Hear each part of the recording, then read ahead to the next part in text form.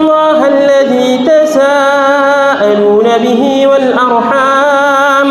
إن الله كان عليكم رقيبا يا أيها الذين آمنوا اتقوا الله وقولوا قولا سديدا يصلح لكم أعمالكم ويغفر لكم ذنوبكم ومن يطع الله ورسوله فقد فاز فوزا عظيما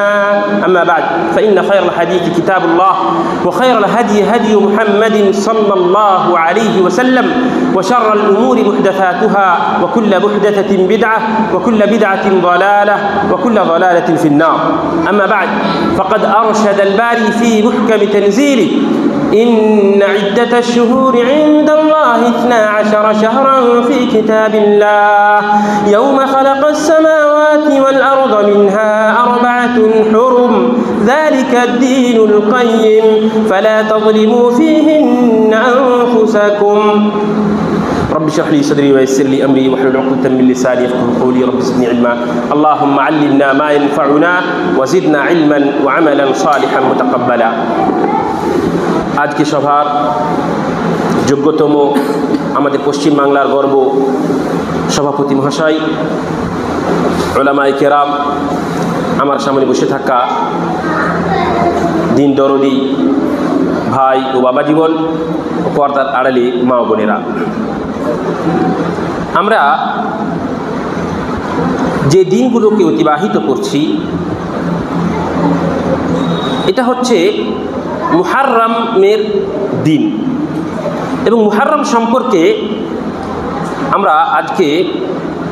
আলোচনা শোনার জন্য এখানে এসেছি প্রায় সমস্ত কথাই চলে এসেছে তার উপরে আমি কয়েকটা কথা যোগ দিতে চাই তার মধ্যে একটা হচ্ছে আমাদের উম্মতে মুসলিমা মুসলিম জাতি 2 ভাগে বিভক্ত এই মুহররম মাসকে নিয়ে 2 ভাগে বিভক্ত একটা হচ্ছে ইফরাত আর একটা হচ্ছে তাফরিদ মানে এক শ্রেণীর মানুষ যারা খুব বেশি বাড়াবাড়ি করে আর এক শ্রেণীর মানুষ যারা খুব নিচে নামিয়ে দেয় 2 শ্রেণীর মানুষ এখানে আছে অথচ এই 2 শ্রেণীর মানুষের এই মুহাররমের সঙ্গে কোনো সম্পর্ক নেই যেমন আমরা হুসাইন রাদিয়াল্লাহু তাআলা আনহুকে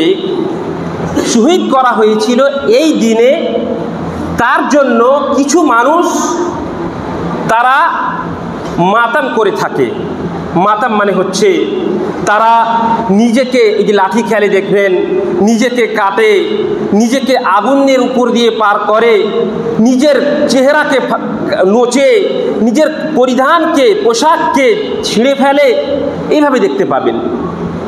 এবং এরা কারা প্রকৃতভাবে আমরা যদি ইসলামী ইতিহাসকে পড়ি তাহলে আমরা জানতে পারবো যে সমস্ত লোকেরা ভালো করে শুনেন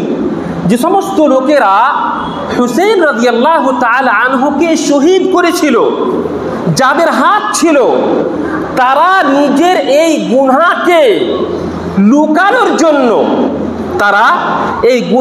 লুকানোর জন্য হুসাইন রাদিয়াল্লাহু তাআলা আনহুর নামে তারা করে কি নিজেকে মাতম মানায় নিজেকে দেখায় যে আমরা অত্যন্ত দুর্ভাগ্য অথবা আমরা অত্যন্ত এই দিনে নিজেকে খুব বেশি আমরা মনে করছি যে খুব বিশাল বড় ক্ষতি করেছি আমরা ক্ষতির মধ্যে আমরা আছি এবং আমরা এই দিনে নিজেকে খুব বেশি আমরা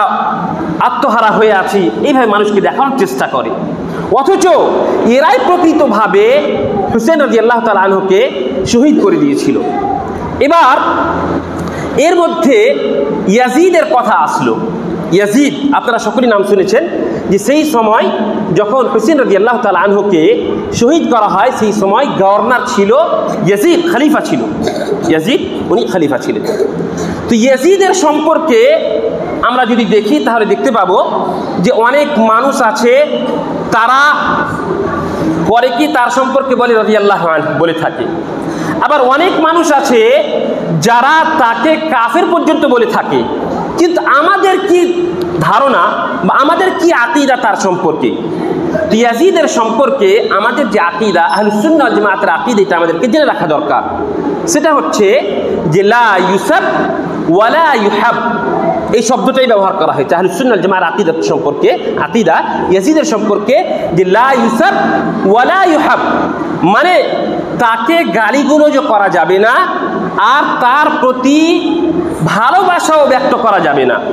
আপনি এটা বলবেন না ইয়াজিদ রাদিয়াল্লাহু তাআলা আনহু, এটাও বলবেন না, আর আপনি এটাও বলতে পাবেন না যে ইয়াজিদ কাফির ছিল, এটা বলা যাবে না।